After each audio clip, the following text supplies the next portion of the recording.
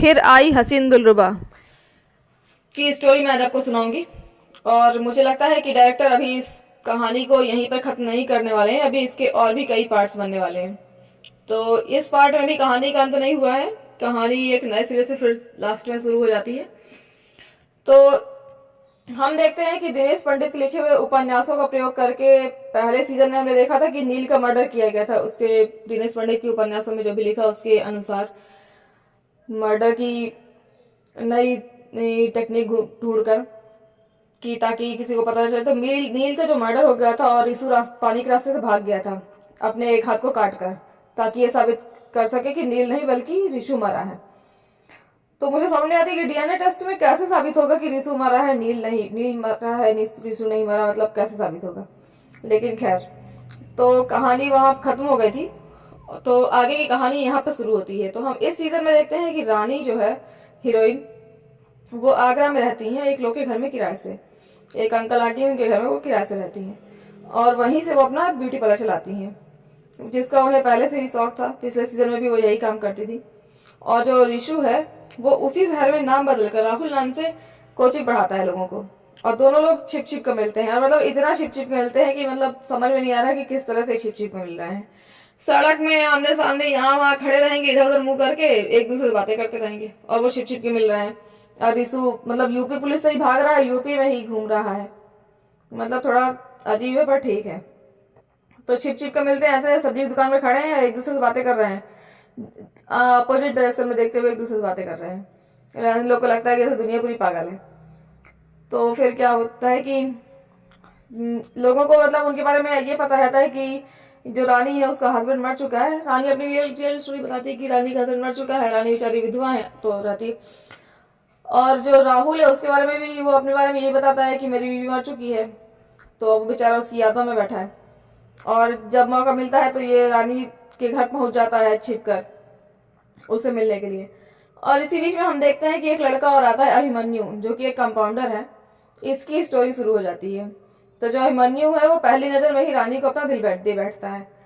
फिर उसे इम्प्रेस करने के लिए वो आंटी के पास टमाटर लेके जाता है। तो आंटी कहती टमाटर लेके आओ, तो क्या सस्ते टमाटर मिल रहे थे तो ले आए हो। फिर रानी जी को देखता है तो वहीं खो जाता है, गाना बजने लगता है बैकग्राउंड में। तो क्या है कि रानी से कहता है कि मैं फ्राइडे शाम को आपका सिनेमा हॉल के बाहर इंतजार करूंगा। तो रानी देख रिशु को रही होती है, उसको कहती है हाँ।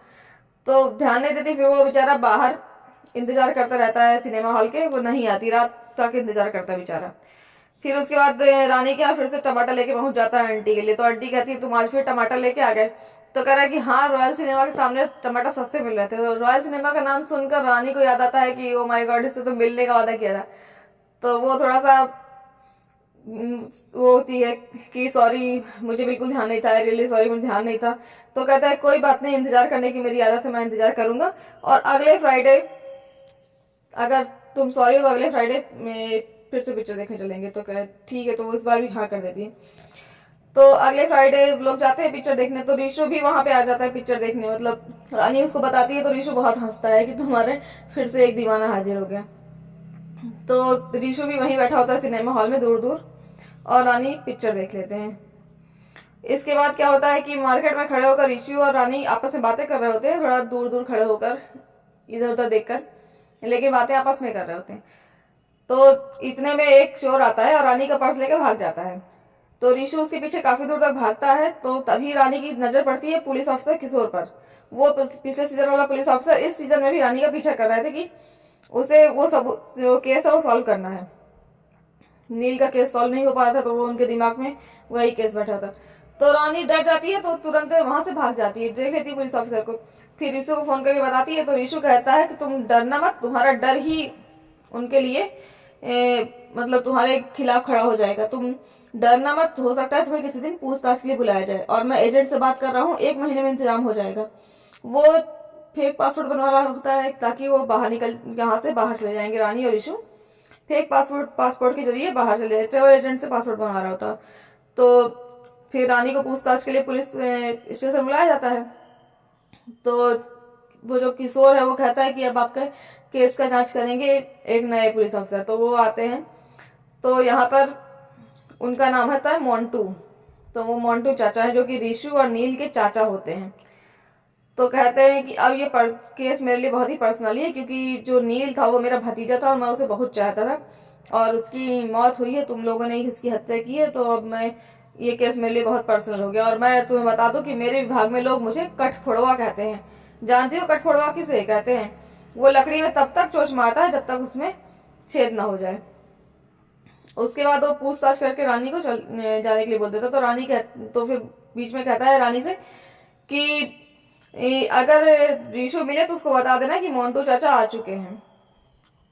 तो फिर इसके बाद मोंटू चाचा की इन्वेस्टिगेशन शुरू होती है। तो वो उसी एजेंट को पकड़ लेते हैं जिसको रीशु पैसे दे रहा होता है पासपोर्ट बनवाने के लिए। फिर तो रीशु देख लेता है कि एजेंट पकड़ा गया। तो फिर वो देख लेता है कि अरे तो मोंटू चाचा हैं। फिर पुलिस जाती है रीशु के घर पे, जहाँ वो किराए से रह रहा होता है, जहाँ का उसने एड्रेस दे रखा था। तो जैसे ही जाता है तो मकान मालकिन जो होती है वो एक अपाहिज लड़की रहती है और वो अपाहिज लड़की रीशु पर बिल्कुल लट्टू रहती है। उसको हर हाल में रीशु चाहिए होता है और रीशु उसको भाव नहीं देता है। तो मकान मालकिन के पास से वही पुलिस अफसर किशोर पहुंचते हैं, उसको फोटो दिखाते, कहते इसको जानते हो, यहाँ रहता है क्या? तो वो फोटो लेके चली जाती है ऊपर जहाँ रीशु रहता है उसके पास चली जाती है और उससे कहती है कि तुम्हें पुलिस ढूंढ रही है। तो रीशु तो छिपा बैठा होता है। फिर नीचे आके पुलिस अफसर को फोटो वापस कर देती, कहती नहीं जानते। तो इसके बाद क्या होता है कि रीशु छिप छिप कर फिर रानी के पास जाता है और कहता है कि सब खत्म हो गया। तो रानी कहती है कि अभी कुछ सोचते, कहते हैं कि एजेंट को चाचा ने पकड़ लिया है और मेरी जितना पैसा था सारा पैसा मैंने एजेंट को दे रखा था, हमारा पैसा भी चला गया, एजेंट भी पकड़ा गया, हम बच नहीं सकते, एक काम करते हैं हम सरेंडर कर देते हैं। तो रानी कहती है तुम्हारा हाथ कटा है, नील की हत्या हुई, ये सब हमने इसलिए नहीं किया है कि तुम सरेंडर कर दो, हमें एक साथ जीना है। तो रीशु से रानी कहती भाग चलते हैं। तो रीशु कहता नहीं, भाग नहीं सकते। मोंटू चाचा को भागने वालों पर बहुत हंसी आती है, जो जितना भागता है मोंटू चाचा को उतना ही मजा आता है भगाने में। तो रानी इतने में अभिमन्यु आ जाता है, नीचे आंटी से बात करने लगता है। तो रानी झांक के देखती है कि अभिमन्यु आया है। तो फिर रानी एक प्लान बनाती है। तो रीशु से कहती है तुम मुझ पर यकीन करो, तो मेरे पास एक प्लान है। तो कहती मैं अभिमन्यु से शादी कर लेती हूँ ताकि पुलिस का शक खत्म हो जाए कि तुम मेरे साथ हो। तो फिर रीशु उसके लिए मना करता है कि नहीं तुम ये मत करो, ये तुम गलत करो। तो लेकिन रानी शादी कर ही लेती है अभिमन्यु से। फिर वो अभिमन्यु के साथ रहने लगती है। एक दिन रहती है अभिमन्यु के साथ, लेकिन उसका मन तो रीशु में लगा रहता है। एक दिन जब वो रीशु के पास जा रही होती है तो देखती है कि रीशु को उसकी मकान मालकिन किस कर रही होती है और रीशु परेशान होता है। तो ये देखकर मतलब वो इतना दुखी हो जाती है कि शराब पीने लगती है और बहुत नशे में थी। तो अभिमन्यु जब शाम को घर आता है तो उसको देखता है तो वो नशे नशे में सब बोल देती है अभिमन्यु से। तो अभिमन्यु जान जाता है कि रीशु जिंदा है और इसके संपर्क में है। तो अभिमन्यु काफी दुखी हो जाता है। तो फिर वो सुबह जब उठती है रानी तो रीशु उसको फोन देता है, कहता है रीशु को फोन लगाइए। तो फिर रानी फोन लगाती है, फिर तीनों मिलते हैं। वो लोग एक नाव वाले झूले में जाके मिलते हैं, आपस में बातें करते हैं वहां पे झूले में। तो रीशु अभिमन्यु को विश्वास दिलाता है कि मैं तुम दोनों की मदद करूंगा क्योंकि मैं रानी को प्यार करता हूँ और मैं उसे खुश देखना चाहता हूँ। अगर वो मेरे साथ नहीं सही तो तुम्हारे साथ ही सही, कम से कम खुश रहे। तो रीशु उसके बातों पर काफी कुछ रिएक्ट करता है। फिर बाद में तीनों की सलाह हो जाती है कि ठीक है। तो रीशु को लेके अभिमन्यु अपने क्लिनिक चला जाता है, उसे अपने क्लिनिक में रहने के लिए बोलता है कि तुम यहाँ रहो, यहाँ सुरक्षित हो। तो और रानी को लेके घर चला जाता है। फिर रानी से कहता है कि तुमने मुझे धोखा दिया है, मेरे चाचा ने मुझे मेरे पापा को धोखा दिया था, फिर मैंने बदला लिया उनसे, मैंने उनके पूरे परिवार को सांप से डसवा के मार डाला। मतलब जो अभिमन्यु है वो अपने पूरे चाचा के पूरे परिवार को मरवा चुका है, उसका कातिल है। तो फिर उसके बाद क्या होता है कि जहाँ क्लिनिक में तो जो रानी होती है काफी डर जाती है उसकी बातों से। तो क्या होता है कि जहाँ क्लिनिक में वो रीशु को रखता है तो वहाँ मकान मालिक उसके पीछे पीछे पहुंच जाती है रीशु के और वहाँ उससे बात करती है कि तुम मतलब मेरे साथ। तो अभिमन्यु आता है कि उसके लिए खाना लेके रीशु के लिए। तो कहते हैं कि गजरे की महक आ रही है, कोई लड़की आई थी क्या? तो वो बताता है कि हाँ वो आई थी मेरी मकान मालकिन पूनम। तो कहते हैं अच्छा।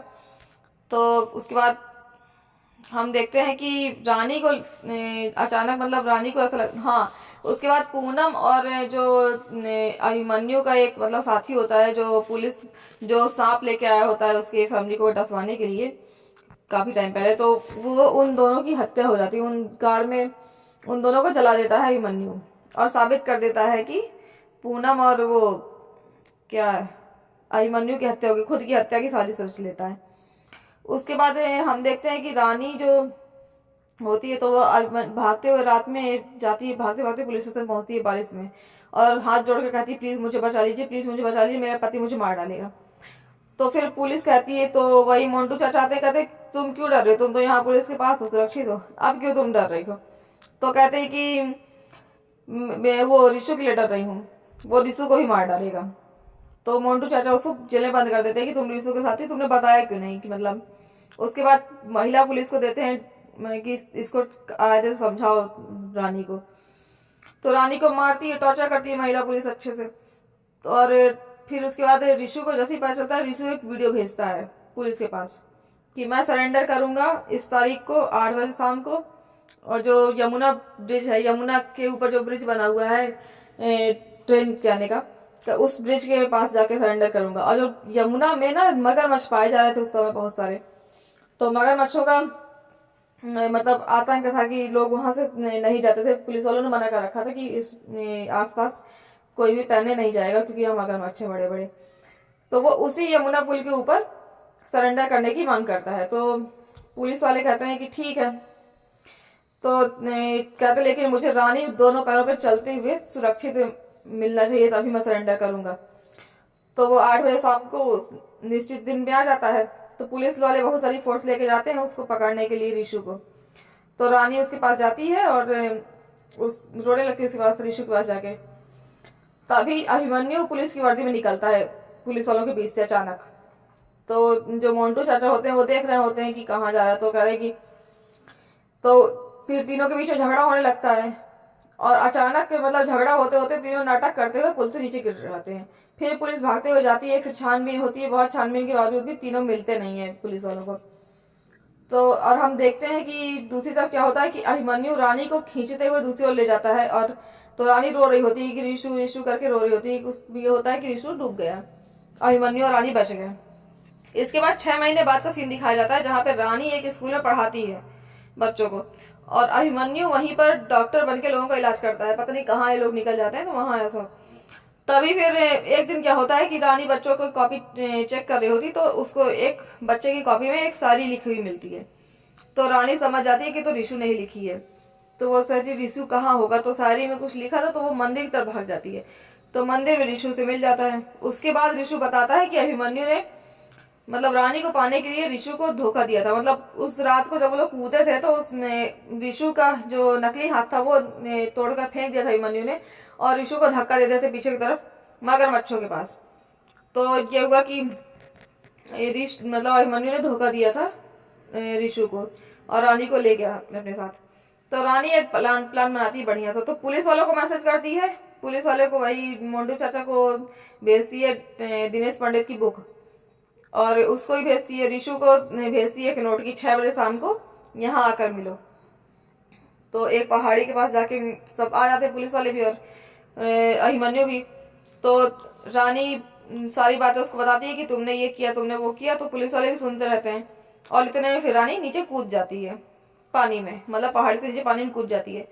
फिर पुलिस वाले जल्दी जल्दी पता लगाते हैं उसकी बॉडी का कि मिली नहीं। तो पुलिस वालों को उसकी बॉडी नहीं मिलती है, और अभिमन्यु को पुलिस पकड़ ले जाती है, क्योंकि उसके चाचा की पूरी फैमिली की हत्या का केस तो था ही उसके ऊपर, और भी रिशु के मारने का भी केस चल जाता है।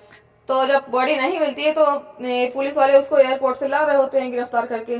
तो वो बीच में हंसने लगता है कि बॉडी नहीं मिली। तो वो कहता है मैंने ही उन लोग को आइडिया दिया था कि अगर जिंदा रहना है तो सबके सामने मरना जरूरी है। वो तुम लोग को नहीं मिली, वो जिंदा होगी, वो रिशु के पास चली गई होगी। तो फिर हम देखते हैं कि रानी तैरते तैरते बहुत दूर दूसरी तरफ निकल के जाती है, तो वहां पर उसको रिशु मिल जाता है, और कहानी यहाँ पे खत्म हो जाती है। अब कहानी अगले पार्ट में आगे शुरू होगी। तो कहानी अच्छी लगी हो तो सब्सक्राइब करें।